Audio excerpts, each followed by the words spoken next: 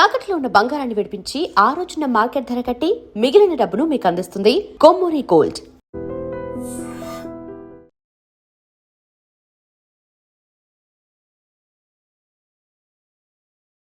నమస్తే, welcome to I dream. నేను Rachel.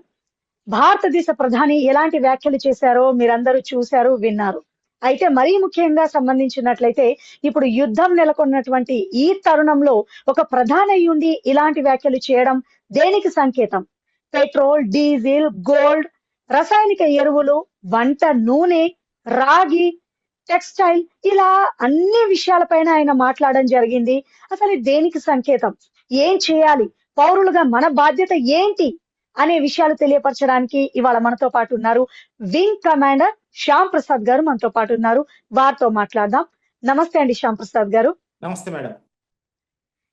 మీరు వినే ఉంటారు, స్వయంగా ఒక ప్రధాని వ్యాఖ్యలు చేయడం అంటే మామూలు విషయం కాదండి. మనం ఎప్పుడు వినంది. గోల్డ్ కూడా 1 year వరకు అసలు కొనొద్దు అని చెప్పారు. అసలు గోల్డ్ షాపులు ఏమైపోతాయి? ముందుగా మన ప్రేక్షకులందరికీ నమస్కారం మేడం. నేను అనుకోవడం, నా దృష్టిలో అతి క్లిష్టమైన టాపిక్ ఈ రోజు దాని మీద మాట్లాడబోతున్నాను. అది బంగారం. బంగారం అనేది మన దేశ మహిళలకి ఎంత ప్రీతికరమైనదో వాళ్ళ ఇంట్లో ఉన్న మగవాళ్ళకు కూడా అంతే విలువైనది, అంతే దాని గురించి దాని ఇంపార్టెన్స్ అంత ఉంటుంది. ఈ టాపిక్ మీద మాట్లాడాలంటే చాలా జాగ్రత్తగా మాట్లాడాలి. మన దగ్గర దేశ భద్రతకు సంబంధించిన వ్యవహారం. మన బంగారం అంటాం కదా, ఫ్యామిలీ జ్యువెల్స్ అంటాం, ఫ్యామిలీ గోల్డ్ అంటాం. ప్రపంచంలో లేని ఒక గొప్ప వ్యవస్థ మన దగ్గర ఉంది. అదేందయ్యా అంటే, మన ఇళ్లలో మనం ఎన్నో తరాల నుంచి బంగారం దాచిపెట్టుకుంటున్నాం. ఆ బంగారం నిలువలు మీరు ఊహించగలరా ఎంత ఉంటుందో?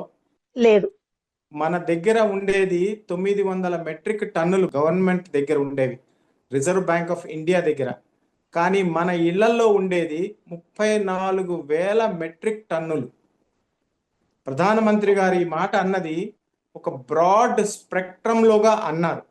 అంటే మన దేశంలో ఉన్న మహిళలు ఎంత జాగ్రత్తగా మన ఆర్థిక వ్యవస్థని నడుపుతున్నారు అన్నదానికి ఇది ఒక అతి చిన్న ఉదాహరణగా నేను భావిస్తున్నాను. అంటే ఇప్పుడు 1 year వరకు గోల్డ్ కొనొద్దు అని అన్నారు. ఇప్పుడు ఉన్నటువంటి బంగారం షాపులు ఏమైపోతాయి? మళ్ళీ ఇంకో రకంగా కూడా ఆలోచిస్తున్నారు మహిళలు. అరే 1 year వరకు కొనకపోతే ఏమైనా గోల్డ్ రేట్ దిగొస్తుందా ఏంటి? అంటే సప్లై డిమాండ్ ఉన్నప్పుడే కదా ఏ వస్తువుకైనా ఉంటుంది. సో ఎట్లా దీన్ని చూడాలి అనేది ఒక బిగ్ క్వశ్చన్. మీరు చూడండి మేడం, మన దగ్గర ఆర్బీఐ దగ్గర ఉన్న 900 మెట్రిక్ టన్నుల్లో కొంతకాలం వరకు కూడా ఎక్కువ శాతం విదేశాల్లో ఉండింది. విదేశాల్లో దాచిపెట్టుకోవాల్సి వచ్చింది మనం బ్యాంక్ ఆఫ్ ఇంగ్లాండ్ దగ్గర. ఇప్పుడు దాదాపు 75 నుంచి 80% మన ఇండియాలోనే భద్రపరుచుకుంటున్నాం. అంటే మన దేశానికి సంబంధించిన బంగారం మన దగ్గరే ఉంది. అది కాకుండా ప్రైవేట్ బంగారం అంటారు కదా, మన దేవాలయాల్లో, మన ఇళ్లలో ఉన్న బంగారం, అది ప్రస్తుతం వరకు కూడా గవర్నమెంట్లో కానీ పారదర్శకంగా కానీ ట్రాన్స్పరెంట్గా మన దేశానికి ఉపయోగపడలేదు. దేశానికి ఉపయోగపడలేదు అంటే మన కుటుంబ వ్యవస్థకి, మన మహిళలకి ఎంత బాగా కుటుంబాలకు ఉపయోగపడుతుందో మీరు ఊహించండి. 34,000 మెట్రిక్ టన్నులు ఎవరి దగ్గర నిల్వలు లేవు ప్రపంచంలో. మనం 6, 7, 8 స్థానాల్లో ఉన్నాం మన దగ్గర ఉన్న బంగారంలో. కానీ మళ్ళీ కొంటున్నాం అంటే ఏమని అర్థం? మీరు చాలా కరెక్ట్గా ప్రశ్న వేశారు. సాధారణ మనలాంటి మహిళలు, మన కుటుంబాల వంటి వాళ్ళు కొనటం లేదు. వ్యాపారస్తులు కొంటున్నారు, పెద్ద బిగ్ షాట్స్ కొంటున్నారు. దాని గురించి మోదీ గారు అన్నారని నేను అభిప్రాయపడుతున్నాను. కానీ గోల్డ్ రేట్ అయితే తగ్గదు కదండి ఆఫ్టర్ 1 year తర్వాత? డెఫినెట్ గా తగ్గుతుంది మేడం. మీరు ఊహించండి, మన దగ్గర ఉన్న బంగారాన్ని మనం రొటేట్ చేయడం స్టార్ట్ చేశామంటే ప్రపంచం మొత్తం గగ్గోలు పడిపోతుంది, స్వామి మా దగ్గర వచ్చి కొనుక్కోండి అని. ఎందుకంటే మన అతిపెద్ద మార్కెట్. మనం ప్రతిరోజు మన వ్యవస్థ నిలబడింది అంటే ప్రపంచం 3వ ప్రపంచ యుద్ధంలో కొట్టుమిట్టాడుతోంది ప్రస్తుతం, అన్డిక్లేర్డ్ థర్డ్ వరల్డ్ వార్లో. కానీ మనం ప్రశాంతంగా ఉండగలుగుతున్నామంటే మన దేశంలో ఉన్న మహిళలు, వాళ్ళు దాచిపెట్టిన బంగారం. మనకి క్షణానికి పిల్లవాడిని చదివించాలంటే బంగారు తాకట్టు పెడతాం. ఉద్యోగంలో 2-3 నెలల జీతాలు రాలేదు అంటే బంగారం తాకట్టు పెడతాం. కూరగాయలు కొనాలంటే పాతకాలంలో బంగారం శెట్టిగారి దగ్గర పెట్టుండేవాళ్ళం. ఈ వ్యవస్థ చూడండి, ఎంత అద్భుతమైన వ్యవస్థ ఉందో మన దగ్గర. అందుకే మన దగ్గర 34,000 టన్నుల బంగారం ఉంది. మోదీ గారు చెప్పింది ఏంటి అంటే, మనం ప్రపంచాన్ని శాసించాలి అంటే ఏంది? బంగారం వాళ్ళ దగ్గర మనం కొనలేదు అనుకోండి, వాళ్ళు అమ్ముకోక తప్పదు. వాళ్ళ దగ్గర మనం తప్పితే కొనేవాళ్ళు ఎవరు లేరు. సో మనం గనక మన దేశంలో ఉన్న బంగారాన్ని రొటేట్ చేసుకుంటుంటే బయట కొనేది ఎవరు పెద్ద పెద్ద వాళ్ళు కొంటాం. మనం ఎంత కొంటామండి? సంవత్సరానికి కొంటే 3 సవర్లు 4 సవర్లు 5 సవర్లు కొంటాం, 10 సవర్లు పెళ్లిళ్లకు కొంటాం. మిగతా వాళ్ళు ఉన్నారు చూడ, వ్యాపారస్తుల ద్వారా లేకపోతే డబ్బు సంపాదించేట్టు పెద్ద పెద్ద వాళ్ళు, వాళ్ళకి ఒక సందేశం ఇది. ఏదేమైనా ఇప్పుడు వ్యాపారస్తులకు నష్టమే కదండి. నష్టం కాదు, ఎందుకంటే మన దగ్గర బంగారం ఉంది కదా, అది రొటేషన్ లోకి వస్తుంది. ప్రభుత్వం దగ్గర ఇప్పుడు గోల్డ్ బాండ్స్ అంటారు, అంతకుముందు గోల్డ్ మానిటైజేషన్ బాండ్స్ ఉంది. మన ఇంట్లో బంగారం ఉంది, అది కానీ బ్యాంక్ లో పెట్టామనుకోండి, దానికి లోన్లు వస్తాయి, లేదా దానికి ఇంట్రెస్ట్ వస్తుంది. అలా కాకుండా మన దగ్గర బంగారం ఉందనుకోండి, దాన్ని నగలు చేయించుకున్నాం అనుకోండి, కొంతమంది దగ్గర నగలు ఉంటాయి, కొంతమంది దగ్గర బిస్కెట్లు ఉంటాయి, కొంతమంది దగ్గర మెటల్ రూపంలో పెట్టుకుంటారు, బ్రిక్స్ అంటాం కదా, గోల్డ్ బ్రిక్స్ అని. వాటిని ఆభరణాలుగా మార్చాలనుకోని ఆభరణాలు మార్చడానికి మనం ఆభరణాలు చేసేవాడి దగ్గరికి వెళ్ళాలి, వాడికి పొట్ట గడుస్తుంది. వ్యాపారస్తుల దగ్గరికి వెళ్ళారనుకోండి, వాళ్ళకి వ్యాపారం జరుగుతుంది. ఇప్పుడు ఏం చేస్తున్నాం, మనం బయట నుంచి కొంటున్నాం, బయట దేశానికి డబ్బులు వెళ్ళిపోతున్నాయి, మన బంగారం మనం వాడుకోవటం లేదు. 34,000 టన్నులు ఉన్నాయి కదా, 1000 టన్నులు చూడండి ఒకసారి రొటేట్ అవుతే ఏమవుతుందో, రేటు బ్రహ్మాండంగా పడిపోతుంది. ఇంకా ఎక్కువ బంగారం కొనుక్కోవచ్చు. మనకు ఎక్కువ బంగారం కొనే కొద్దీ, ఇప్పటికీ మనం బంగారం కొంటున్నాము అంటే బయట వాళ్ళు అమ్మాలి. మనకు కాదు, నేను ఈ బంగారం ఈ రేటు కొనను అంటే మీరు ఊహించండి ఏమవుతుంది, వాళ్ళు తక్కువ రేటుకి వచ్చేస్తారు. బంగారం పెరిగిందా లేదా? చాలా. ఈ యుద్ధం వల్ల బంగారం రేటు పెరిగింది కదా. మరి అమెరికాలో ఎందుకు నష్టం జరగలేదు? అమెరికా దేశం క్షేమంగానే ఉంది కదా. ఇరాన్ ప్రజలు నష్టపోయారు, మనం నష్టపోతున్నాం. మన దగ్గర చమురు లేదు, బంగారం మీద కంట్రోల్ వచ్చింది. బయట మన నేవికులందరూ అక్కడ సముద్ర జలాల్లో ఇరుక్కుపోయారు. ఎందుకని? ఇదంతా పెద్ద దేశాలు చేసే వాళ్ళ ఆటలు. పీపుల్ ప్లే అంటారు కదా, బిగ్ నేషన్స్ ప్లే గేమ్స్. వాళ్ళ భాగంలో దానికి అది ప్రధానమంత్రి గారు ఏం చెప్పారు, ఆఫీసులో కూర్చోనో లేకపోతే ఒక ఆర్డర్ పాస్ చేయలేదు, లక్షల మంది ముందు ఓపెన్ గా. ఇక్కడ ఒక విషయం గురించి చర్చించుకోవాలి శ్యామ్ ప్రసాద్ గారు. స్వయంగా దేశ ప్రధానే చెప్పుకొచ్చారు, పెట్రోల్ ని అండ్ డీజిల్ ని ఆదా చేయడం కోసం వీలైతే వర్క్ ఫ్రమ్ హోమ్ చేయమని చెప్పారు. ఇది అందరికీ సాధ్యం అవుతుందా? అసలు ఏంటి దీని వెనకాల అనేది చాలా మందికి, అంటే ముందు ఎలాంటి పరిస్థితులు ఎదుర్కోవాల్సి వస్తుంది భారతదేశం అనేది ఒక పెద్ద క్వశ్చన్ గా మారింది. మీరేం చెప్తారు? మన ప్రేక్షకులకి ఈజీగా అర్థమయ్యే విధంగా మనం ఈ ప్రోగ్రామ్ చేయడం చాలా, మీకు నేను థ్యాంక్స్ చెప్పుకోవాలి నన్ను పిలవడం. ప్రధానమంత్రి గారు 9 పాయింట్ అడ్వైజరీ అన్నారు. దీన్ని 9 ముఖ్యంగా 9 విజ్ఞప్తులు చేశారు మన ప్రజలకి. ఎవరికి? ఆఫీసులో కూర్చోనో ఇండైరెక్ట్ గా కాదు, ప్రజాస్వామ్యంలో ఉన్న గొప్పతనం మీరు ఊహించండి. మన ప్రజాస్వామ్యం గొప్పతనం వల్ల, మన ఎలక్షన్లు జరగడం వల్ల ప్రపంచం అల్లకల్లోలం అవుతున్నా కానీ మనం ప్రశాంతంగా ఉండగలిగాం అంటే మన ఓటు హక్కులో ఉన్న శక్తి వల్ల. నిన్న అదే ఒక దేశ ప్రధాని చేత 10 లక్షల మంది జనాల ముందు ప్రకటన చేయించింది, సీక్రెట్ గా కాదు, ఓపెన్ గా. ఏమిటి? 9 సూత్రాలు. ఏంది 9 సూత్రాలు? వాటిలో 1 బంగారం, 1 వర్క్ ఫ్రమ్ హోమ్, 1 చమురు, 1 కార్ పూలింగ్, ఇలా 9 రకాలుగా ఉన్నాయి. అంటే ఏంది? ట్రాన్స్పరెంట్ గా వచ్చే సంవత్సరం వరకు గనక మనం పద్ధతిగా ఉంటే అవినీతి తగ్గించగలము, వేస్టేజ్ తగ్గించగలము, మన ఎకానమీ ముందు లాక్డౌన్ లాంటి పరిస్థితులు ఏమైనా వచ్చే అవకాశాలు ఉన్నాయంటారా? అస్సలు లేదు. ఎందుకంటే ఇప్పుడు ఇరాన్ యుద్ధం మొదలైనప్పటి నుంచి 40 రోజులుగా, ఏప్రిల్ మొత్తం, ఇప్పుడు 10 రోజులు, అంతకుముందు మార్చిలో 2 రోజులు, రోజుకి మనకి 2 నౌకలు ఇండియాకి రావాలి, అప్పుడే మనది సిస్టమ్ జరుగుతుంది. అంతకుముందు మన దగ్గర 60 నుంచి 70 రోజుల నిల్వలు ఉన్నాయి, చైనాకి 120 రోజులు నిల్వలు ఉన్నాయి, అమెరికాకి 230 రోజులు నిల్వలు ఉన్నాయి. వాళ్ళు ప్రశాంతంగా ఉన్నారు, మనం అల్లకల్లోలు పడిపోతున్నాం. మన 20,000 మంది నావికులు హర్మోజ్ జలసంధిలో ఇరుక్కుపోయి ఉన్నారు, 13 నౌకలు ఇరుక్కుపోయినాయి. ఒక్కో నౌకలో 50 లక్షల బ్యారెల్స్ చమురు వస్తుంది. అంటే దాదాపు మనకి రోజుకి 2 నౌకలు కావాలి అవసరం. ఇప్పుడు మన దగ్గర రావటం లేదు, 3-4 రోజులకు ఒకటి కూడా రావటం లేదు. కాబట్టి మనం ఏం చేస్తున్నాం, వెనిజువేలా నుంచి తెప్పించుకుంటున్నాం, దూరం నుంచి తెప్పించుకుంటున్నాం. రేట్లు కూడా పెరిగిపోతాయండి, పెట్రోల్ డీజిల్ రేట్లు కూడా. ఇప్పుడు చమురు, అంతకుముందు ఇరాన్ నుంచి వచ్చే చమురు దగ్గర దూరం నుంచి రావడం వల్ల రేటు తక్కువగా ఉండేది. ఇప్పుడు మనం 110 రూపాయల్లో ఉన్నాం పెట్రోల్లో.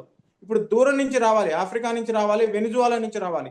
రేట్లు పెరగకుండా కట్టడి చేయాలి అంటే మనం 70% చమురు బయట నుంచి తెప్పించుకుంటున్నాం, 15% మనకు స్వయంగా తయారు చేసుకుంటున్నాం. ఇవన్నీ బ్యాలెన్స్ చేయాలి అంటే ప్రజలకి అవగాహన ఉండాలన్న విధంగా ప్రధానమంత్రి గారు చెప్పారు. నేను ఒక దేశభక్తుడిగా మాట్లాడుతున్నాను. మీరు అన్నట్టు బంగారం అనేది, చమురు అనేది, నిత్యావసరాలు అనేది ప్రతి సామాన్య ప్రజలకు సంబంధించిన విషయం. ఇప్పుడు ఇక్కడ నిత్యావసరాల గురించి మాట్లాడుకున్నట్లయితే వంట నూనె గురించి కూడా ప్రధాని ప్రస్తావించడం జరిగింది. సో వంట నూనె మీద కూడా ఎఫెక్ట్ పడుతోంది అని చెప్పడం జరిగింది. ఏంటండి ఈ పరిస్థితులన్నీ? ఎప్పుడైనా మీరు గతంలో ఎప్పుడైనా విన్నారా, అసలు చూసారా? చూసాం కదా, మన కోవిడ్ టైంలో చూసాం కదా. కోవిడ్లో ప్రపంచంలో 80 కోట్ల మందికి నిత్యావసర అవసరాలు ప్రతి ఇంటికి సప్లై చేసిన ఏకైక దేశం భారతదేశం. 80 కోట్ల మంది, మన జనాభా 140 కోట్ల మంది. అంటే ఏంది, 80-90 కోట్ల మందికి ప్రభుత్వ సహాయం లేనిదే రోజు గడవడం కష్టం. ఇప్పుడు మన దేశంలో 140 కోట్ల మందిలో 120 కోట్ల మంది, 125 కోట్ల మంది ప్రభుత్వం చెప్పినట్టు మీలాంటి నాలాంటి వాళ్ళు బాధ్యతగా ఉండే వాళ్ళు ఉన్నారు. సమస్యల్లా ఎవరి వల్ల వస్తుందంటే ఆ ముందు ఉండే 10 కోట్ల మంది వల్ల. 10 కోట్ల మందిలో ఎవరు? ప్రభుత్వ ఉద్యోగులు, సెంట్రల్ గవర్నమెంట్ ఉద్యోగులు, రిటైర్మెంట్ అయిన వాళ్ళు, స్టేట్ గవర్నమెంట్ ఉద్యోగులు, రిటైర్మెంట్ అయిన వాళ్ళు. వీళ్ళు దుబారా ఖర్చులు చేయొద్దు, విదేశీ ప్రయాణాలు చేయొద్దు. ఎందుకని? వీళ్ళకి 10 రూపాయలు ఉన్నా 20 రూపాయలు ఉన్నా కొనేస్తారు, కానీ కింద వాళ్ళు కొనలేరు. కింద వాళ్ళని కాపాడాలి అంటే కింద వాళ్ళని వాళ్ళ ప్రజలు వాళ్ళ పల్లెల్లో వాళ్ళని ప్రశాంతంగా ఉండనివ్వాలి అనే ప్లాన్ తోనే ప్రధానమంత్రి గారు ఈ మాట అన్నారు. రైట్. అలాగే మనము ఇప్పుడు రాగి విషయానికి వస్తే, ఒకప్పుడు మన దేశం ఎగుమతి చేసే స్థానంలో ఉండేది. బట్ ఇప్పుడు ఆ పరిస్థితి లేదు. ధర్నాలు, నిరసనల వల్ల ఈ రాగి పరిశ్రమలు చాలా మూతపడిపోయాయి అని చెప్పడం జరిగింది. దీన్ని ఎలా చూడాలంటారు? చూడండి, మీరు ఒకప్పుడు మన దేశంలో అన్ఫార్చునేట్లీ ఆ పదం వాడచ్చో వాడకూడదో కానీ బెగ్గింగ్ బౌల్ అనేవాళ్ళు మనల్ని. ఆ తర్వాత మనం స్వామినారాయణ అయ్యర్ గారి దయ వల్ల రెవల్యూషన్ చేసుకొని ఆహార ఉత్పత్తుల్లో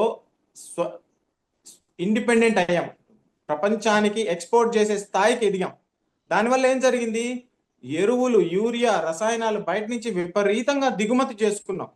దానివల్ల నేల సారం చెడిపోయింది. నేల సారం చెడిపోతే ఏమవుతుంది? ఒక్కసారి చెడిపోతే ఇంకా 3 ఏళ్ల వరకు దానికి మళ్ళీ బలం ఉండదు.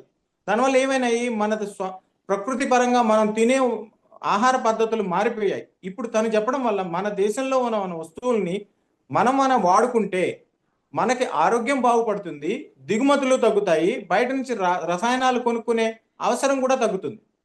ఇప్పుడు మీరన్నట్టు ప్రతి ఒక్కరికి తెలిసిందే, రసాయన ఎరువులు వాడితే భూమిలో సారం తగ్గుతుంది, అది ఆరోగ్యానికి మంచిది కాదు అని తెలియని వాళ్ళు ఎవరు ఉండరు, చదువుకున్న వాళ్ళందరూ. అయినా కూడా అలాగే వాడుతూ ఉన్నారు. ఇప్పుడు ప్రధాని మోడీ స్వయంగా ఇలా చెప్పడం మూలాన ఏమైనా మార్పు వస్తుందని ఆశిస్తున్నారా మీరు? తప్పకుండా మార్పు వస్తుంది. ఎందుకంటే మన జనాభాలో ఉన్న 80-90% మందికి ఏ సమస్య లేదు. ఆ 10% ఉన్నారు కదా పైన, అనవసరంగా రసాయనాలు ఎక్స్పోర్ట్ చేసేవాళ్ళు, ఇంపోర్ట్ చేసేవాళ్ళు, అనవసరంగా అమాయక రైతులకు అందించేవాళ్ళు, వాళ్ళకి ఖబర్దారైంది. ఒరే, మీరు ఎక్కువ సంపాదించద్దు, మీరు ఎక్కువగా అవినీతి చేయొద్దు, నాకు మీరు చేసే వ్యవహారాలు తెలుసు అనేది ఒక హెచ్చరిక లాంటిది. ఇది సామాన్య ప్రజానీకానికి మంచి చేస్తుందే తప్ప చెడు ఏమాత్రము చెయ్యదు. రైట్. ఎప్పుడూ లేనిది స్వయంగా మోడీ గారే ఇలా మాట్లాడడం అంటే, ముందు ముందు మన ఆర్థిక వ్యవస్థ ఎటువైపు వెళుతుంది అన్నటువంటి ఆలోచనలు కూడా వస్తున్నాయి. దీనిపైన మీరేమంటారు? మన ఆర్థిక వ్యవస్థ చాలా గట్టిగా ఉంది. మన మహిళలు దాచిపెట్టిన బంగారం వల్ల, మన ఆర్థిక విధానాల వల్ల, మనం పాటించే పొదుపు వల్ల. నేను అన్నాను కదా ఇందాక, 80-90% మంది చాలా మంచి వాళ్ళు, నిజాయితీగా ఉండేవాళ్ళు, ధర్మబద్ధంగా ఉండేవాళ్ళు, ప్రభుత్వం చెప్పిన పని వినేవాళ్ళు. మీరు ఊహించండి, కోవిడ్ టైంలో 80 కోట్ల మందికి మనం ఆహారం అందించామంటే బయట నుంచి రాలేదు. మన FCI గోడౌన్స్ లో ఎంతో కాలంగా పడిపోయి ఉండింది. మన కలెక్టర్లు, మన ఎస్పీలు, మన ప్రభుత్వ రంగంలో పనిచేసే వాళ్ళందరూ అప్పటికప్పుడు దాన్ని తరలించి ఎక్కడి వాళ్ళకి అక్కడ అందించారు. ఇప్పుడు మీరు ఊహించండి, మన ఊళ్ళల్లో మనం పండించేది పట్టణాల్లో అమ్ముకుంటున్నాం, పట్టణాల్లో తయారు చేసేది పల్లెల్లో అమ్ముకుంటున్నాం. ఒక చిన్న ఉదాహరణ చెప్తాను నేను. కోయంబత్తూరు దగ్గర తిరుపూర్కి వెళ్ళాను ఒకసారి నేను 15 ఏళ్ల క్రితం. ప్రపంచంలో ఉన్న పెద్ద పెద్ద బ్రాండ్స్ అన్ని, అపెరల్ బ్రాండ్స్ అని అక్కడ తయారవుతాయి. చిన్న చిన్న ఉద్యోగులు, వాళ్ళు చిన్న చిన్న గదుల్లో కూర్చొని చేస్తారు. తయారు చేసేసిన తర్వాత ఆ బ్రాండ్ ప్రింట్ అంత ఇచ్చేస్తారు. మీరు యూ నేమ్ ఇట్, అక్కడి నుంచి అవి ఎక్స్పోర్ట్ అయిపోతాయి. అంటే మన డెమోగ్రాఫిక్ డివిడెంట్, మన దేశం అవసరం ప్రపంచానికి ఉంది అని తెలియజెప్పే సూచన ఇది. రైట్. అలాగే విదేశీ వస్తువులను బహిష్కరించండి, స్వదేశంలో ఉన్నటువంటి వాటిని మనం ఎక్కువగా వాడడం మంచిది అని చెప్పుకుంటూనే వరంగల్ కాకతీయ టెక్స్టైల్ గురించి కూడా ప్రస్తావించడం జరిగింది. ఎంతో మందికి ఉపాధి కూడా లభిస్తుంది అని ఆయన వ్యాఖ్యానించారు. సో మార్పు అనేది ఎప్పుడో ఒకప్పుడు రావాల్సిందే, అది ఇప్పటి నుంచే స్టార్ట్ అయిందని అనుకోవచ్చా? మీరు మరొక విషయం, మంచి మార్పు అనేది ఆల్రెడీ స్టార్ట్ అయిపోయింది. ఎందుకంటే కోవిడ్ సమయంలో ప్రపంచంలో అధికారంలో ఉన్న ఏ ప్రభుత్వం కూడా ఇప్పుడు అధికారంలో లేదు. రాష్ట్రాల్లో కానీ దేశంలో కానీ వాళ్ళ దేశాల్లో వాళ్ళ ప్రావిన్సుల్లో వాళ్ళ చిన్న చిన్న ఏమంటారు కదా వాటి రకరకాల పేర్లు ఉంటాయి. మన దేశంలో మన రాష్ట్రాల్లో దాదాపు చాలా వరకు ప్రభుత్వాలు కొనసాగుతున్నాయి. అంటే ఏంది, మన ప్రజాస్వామ్యంలో ఉన్న శక్తి, మన ప్రజల ఓటు హక్కు మీద ఉన్న గౌరవం, మన ప్రజలకు తెలుసు ఏం చేస్తున్నామని. ప్రభుత్వం తప్పుగా చేసింది అనుకోండి, తీసి పక్కన పడేస్తారు. సో ప్రభుత్వాలు కూడా అంతే జాగ్రత్తగా ప్రయత్నిస్తున్నాయి, అంతే జాగ్రత్తగా ప్రవర్తిస్తున్నాయి. ఇది 9 సూత్రాల ప్రణాళిక ఓపెన్ గా అందరి ముందు చర్చించడం వల్ల వ్యాపారవేత్తలకు, పెద్ద పెద్ద బిజినెస్ మెన్లకి, ఎక్కువ డబ్బులున్న వాళ్ళకి, విహారయాత్రలు ఎక్కువగా చేస్తున్న వాళ్ళకి, అయ్యా మీరు ఇప్పుడు నా దగ్గర 4 కార్లు ఉన్నాయి, ఒక కారు వాడినా కానీ నా పని జరిగిపోతుంది. అలా కాకుండా ఒక్క ఆటో ఉన్న వాడి పరిస్థితి ఏంది, వాడే డీజిల్ నేను వాడేస్తే వాడు ఎప్పుడు నడుపుకోవాలి? ఈ సూచన అందడం వల్ల అందరిలో మార్పు వస్తుంది, దేశంగా మనం అందరం ముందుకెళ్తాం. మీరు ఇంతకుముందు అన్నారు భారతీయులకు ఒక సెంటిమెంట్ గోల్డ్ అనేది కొనడము, కానీ శుభకార్యాలు వచ్చినా కూడా దయచేసి గోల్డ్ కి ఒక 1 ఇయర్ దూరంగా ఉండండి కొనడం అని ప్రధాని మోడీ చెప్పుకొచ్చారు. ప్రజలు ఎంతవరకు ఈ మాట కట్టుబడి ఉంటారు అన్నది అర్థం కాని ప్రశ్న. మీరేమంటారు బ్రహ్మాండం దీనిపైన? కట్టుబడి ఉంటారు. మీరు నేను కట్టుబడి ఉంటాను. మనం ఎప్పటి నుంచో కట్టుబడి ఉంటున్నాం. ప్రధాని కోవిడ్ టైంలో ఎంత 24 ఒక గంటలో 3 గంటల నోటీస్తో మనం లాక్డౌన్ పాటించిన దేశం ప్రపంచంలో ఎక్కడా లేదు. సామాన్య ప్రజలు పాటిస్తారు. పాటించిన వాళ్ళు ఎవరంటే పెద్ద పెద్ద బడా బాబులు. నేను చెప్పాను కదా, 10 కోట్ల మంది, 140 కోట్లలో 10 కోట్ల మందికి ఇది ఒక రకమైన హెచ్చరిక. మిగతా వాళ్ళందరికీ ఒక రకమైన భరోసా. ప్రధానమంత్రి గారు అన్ని తెలుసు, మీతోనే ఉన్నారు, ముందు ఉన్న 10 కోట్ల మంది 20 కోట్ల మంది ఖబర్దార్ జాగ్రత్త అని నేను అనుకుంటున్నాను. కానీ మీరన్నది వాస్తవమే. డబ్బున్న వారిని పక్కన పెడితే బిలో పావర్టీ లైన్ లో ఉన్న వాళ్ళకి ఇది ఒక పెద్ద సమస్యగా తయారైంది. ఇప్పుడు నా దగ్గర ఒక ఆటో ఉంది లేదా ఒక ట్రాక్టర్ ఉంది. ఈ రోజు నేను పొలానికి వెళ్ళాలి, పండించాలి, నాకు డీజిల్ లేదు. ఎందుకు లేదు? పెద్ద పెద్ద వాళ్ళు అక్కడ పెద్ద పెద్ద కార్లు నా ఒక కారు ఉంటే ఒక కారు డీజిల్ పట్టుకునేవాడు 4 కార్లు నింపుకొని రెడీగా కూర్చో ఉన్నా. నాకు అవసరం ఎంత? ఒక కారే. నా కుటుంబంలో 4 ఉన్నారు, 5 ఉన్నారు. మొన్న చూడండి, ఒక 2 పిల్లలు రీల్స్ చేయడానికి వాటర్ ట్యాంక్ ఎత్తేస్తే 5 మంది ఎక్కితే ఒకరు చనిపోతే 2 గాయపడితే 2ని కాపాడడానికి ఒక హెలికాప్టర్లో భారతీయ వాయుసేన హెలికాప్టర్ వచ్చి కాపాడింది. ఎంత ఖర్చు అయి ఉంటుంది ఆ 2ని కాపాడడానికి? దాదాపు 50-70 కోట్లు అయి ఉంటుంది. కానీ కాపాడాం కదా. మన పౌరుల విలువ డబ్బుతో కాదు, అది ప్రభుత్వానికి తెలుసు. డబ్బులు ఉన్న వాళ్ళు ధనికులకు ఇది సూచన, ఇది సూచన కాదు, హెచ్చరిక. మిగతా వాళ్ళకి సూచన. ఎస్, అండ్ ఇప్పుడు గ్యాస్ విషయానికి వస్తే కూడా ఈ మధ్య కాలంలో చాలా తీవ్ర కొరతను చూసాం మనము. ముందు ముందు గ్యాస్ పైన కూడా తప్పదంటారా ఇలాంటి ఆంక్షలు? రేట్లు కూడా భారీగా పెంచేశారు. ఉంది దాచుకునే వాళ్ళు కొందరైతే మార్కెట్ లో కృత్రిమ కొరత సృష్టించే వాళ్ళు మరికొందరు. పరిస్థితి ఏమవుతుంది, ఎటువైపు వెళుతుందనే ఆందోళన ప్రతి ఒక్కరిలో ఉంది. ఇలాంటి నేపథ్యంలో మీరు ఎలాంటి సలహాలు సూచనలు ఇవ్వదలుచుకున్నారు? ప్రధానమంత్రి గారు చెప్పిన దాంట్లో భాగంగా మొన్న ముఖ్యమంత్రి గారు నెల్లూరులో ఒక 5-6 రోజుల క్రితం ఉన్నట్టుండి పెట్రోల్ డీజిల్ కొరత వచ్చింది. గమనించి చూస్తే ఏందంటే పెట్రోల్ కావాల్సినంత ఉంది, కానీ అనవసరంగా అధికంగా కొనగలిగే వాళ్ళు, డబ్బులు ఉన్న వాళ్ళు కొనుక్కొని వెళ్ళిపోతున్నారు. మిగతా వాళ్ళకి దొరకటంలా. 50 రూపాయలకు పట్టించుకునే వాళ్ళు ఉన్నారు, 100 రూపాయలకు పట్టించుకునే వాళ్ళు ఉన్నారు, 200లకు పట్టించుకునే వాళ్ళు ఉన్నారు. కానీ 2000 పట్టించుకునేవాడు 10,000 పట్టించుకోవాల్సిన అవసరం ఎందుకుంది పెట్రోలు అంటే? ఏమని అర్థం? సో నా దగ్గర డబ్బులు ఉన్నాయని నేను చేస్తాను. దానికి ఇది ఒక హెచ్చరిక. ప్లస్ మన దగ్గర ఉండే రిజర్వులు, మన దేశంలో ఉన్న రిజర్వులు 60 నుంచి 70 రోజులకు సరిపోతాయి. ఇప్పటికి మనం 44వ రోజుకు వచ్చేసాం. ఇంకా 20 రోజులకు సరిపడా మన దగ్గర ఉన్నాయి. మిగతా రోజుకు 2 నౌకలు రాకపోతే మనకు కష్టం అవుతుంది. ఇప్పుడు రోజుకి 2 నౌకల బదులు మనకు 4 రోజులకు ఒక నౌక వస్తుంది. వీటన్నిటిని కట్టడిలు పెట్టుకొని దూరం నుంచి వచ్చే ఆయిల్ కోసం ఇది చేసిన హెచ్చరికగా పెద్ద పెద్ద పరిశ్రమలకి, పెద్ద పెద్ద బడా బాబులకి ఇది హెచ్చరిక. సామాన్య ప్రజలకు సూచన, భరోసా. రైట్. ఒక వింగ్ కమాండర్ గా మీరు చెప్పండి, దేశానికి ప్రాణాలు ఇవ్వడమే కాదు దేశభక్తి అంటే, ఇలా మనము అన్ని విషయాల్లో జాగ్రత్తగా పొదుపుగా ఉండడం కూడా దేశభక్తి అని ప్రధాని మోడీ చెప్పుకొచ్చారు. మన భారతదేశ పౌరులకి మీరు ఎలాంటి సలహాలు సూచనలు ఇస్తారు? ఏం చేయాలంటారు ముందు? ఏం చేయాలంటే ముఖ్యంగా మన ఇంట్లో ఉన్న ఆడవాళ్ళ మాట వినండి. వాళ్లకు తెలిసినంత తెలివితేటలు, బాధ్యత, వ్యవహారం, ఇంటిని చక్కగా నిలబెట్టుకోవడం వాళ్ళకి తెలిసినంతగా మనకు తెలియదు. దుబారా చేయొద్దు. ప్రధానమంత్రి గారు చెప్పక్కర్లేదు, ఇంట్లో మీ వాళ్ళ మాట మీరు వినండి. థ్యాంక్ యూ సో మచ్ అండి. చాలా వాల్యుబుల్ సజెషన్స్ ఇచ్చారు శ్యామ్ ప్రసాద్ గారు. నమస్తే మేడం.